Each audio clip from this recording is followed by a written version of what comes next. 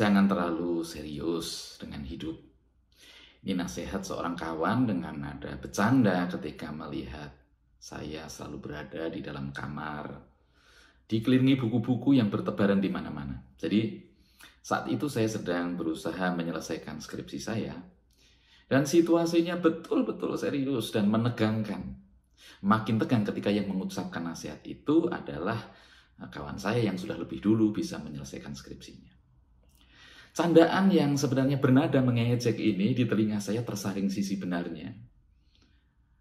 Banyak hal yang bisa terampas, ya, di mana kenyamanan keindahan hidup itu dirampas oleh keseriusan dan ketegangan.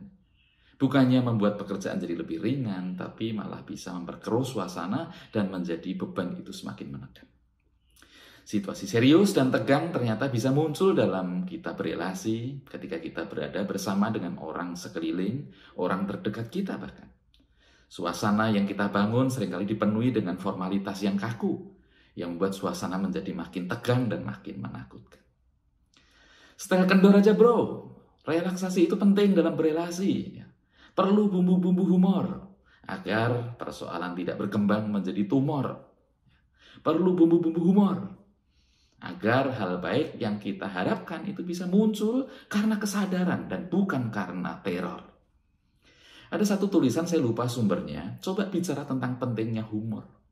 Humor menjadi salah satu asupan rohani yang dibutuhkan manusia, seperti halnya makanan, minuman, sebagai asupan jasmani. Nah, humor dibutuhkan manusia sebagai penyeimbang dalam diri, dalam merelaksasi tekanan hidup yang dihadapi. Konon kabarnya di situasi pandemi ini humor menjadi populer, menjadi bagian dari pengobatan medis yang murah. Jadi humor itu penting. Dan makin ke sini, hal yang berkaitan dengan humor juga makin dicari. Humor makin mempunyai tempat di hati. Humor malah menjadi salah satu di antara sekian banyak profesi yang bergengsi. Dia bukan lagi menjadi guyonan di pinggir jalan, tetapi menjadi sebuah pekerjaan yang bisa tampil elegan. Jadi bicara tentang humor, pertama-tama kita bicara tentang kebutuhan semua orang yang sebenarnya mereka memerlukannya. Hanya mungkin karena sebuah persepsi budaya, orang terpaksa mengingkari karena dianggap sebagai sebuah kegiatan yang murahan. Tetapi semua orang diam-diam mendambakan, karena disitulah banyak orang menemukan kesempatan memperoleh hiburan. Tapi lebih dari sekedar hiburan, humor sebenarnya adalah wahana yang cerdas dan berkelas untuk mengubah dunia menjadi lebih baik. Bedanya apa korupsi dengan koruptor? Kalau Anda menganggap koruptor adalah orang yang korupsi, itu salah.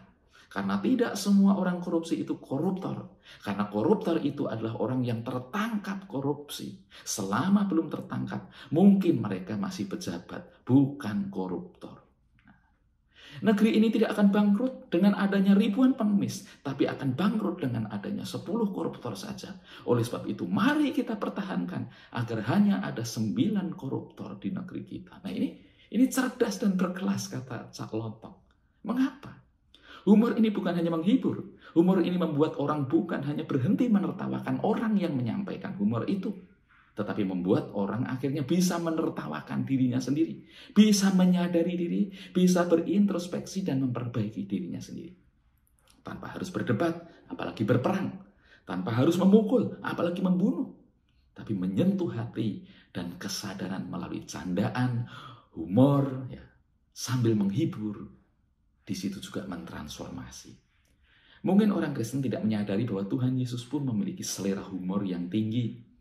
Rasanya sebuah kekeliruan ketika kita memahami Yesus kok selalu tegang, selalu serius, dengan raut muka yang tegas dan keras. Beberapa bagian Alkitab memberi kesan Yesus sangat humoris. Ketika Yesus mengajar orang banyak agar tidak menghakimi, Yesus mengatakan, Matius 7 ayat 3, "Mengapakah engkau melihat selumbar di mata saudaramu, sedangkan balok di dalam matamu tidak engkau ketahui?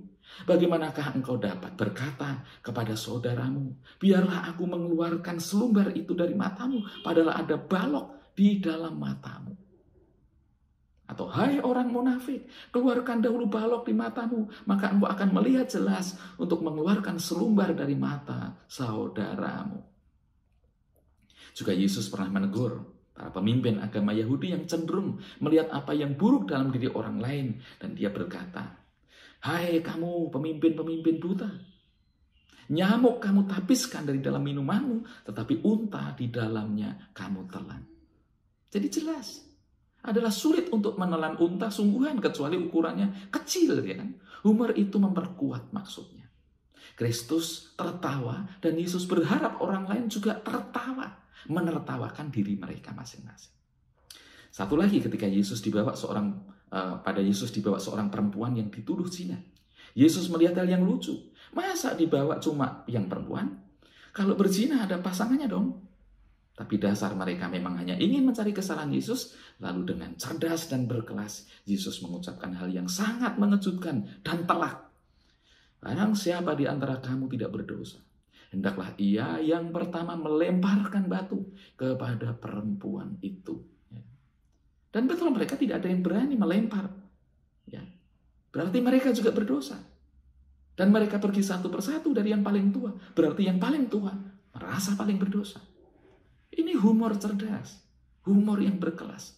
Dengan setengah jenaka, tetapi menyampaikan sesuatu yang sangat mendalam dan serius. Ya.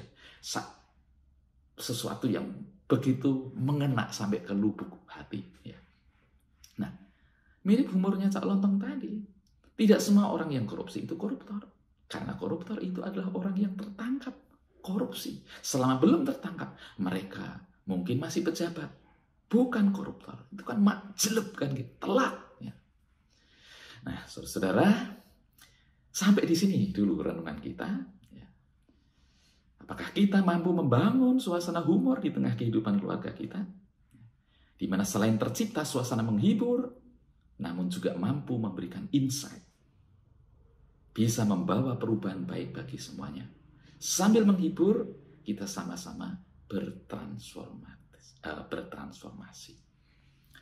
Nah, sahabat, bagaimana itu bisa dilakukan? Sementara kita jeda, karena kita akan berlanjut di sapaan sahabat berikutnya. Nah, sahabat, sampai di sini kita bertemu dan kita akan berjumpa di lain waktu. Tuhan memberkati kita. Jangan lupa like, subscribe, dan tekan tombol lonceng di Sahabat GKI Kayu Putih. Dan silahkan mengikuti renungan-renungan yang sudah dipersiapkan selanjutnya.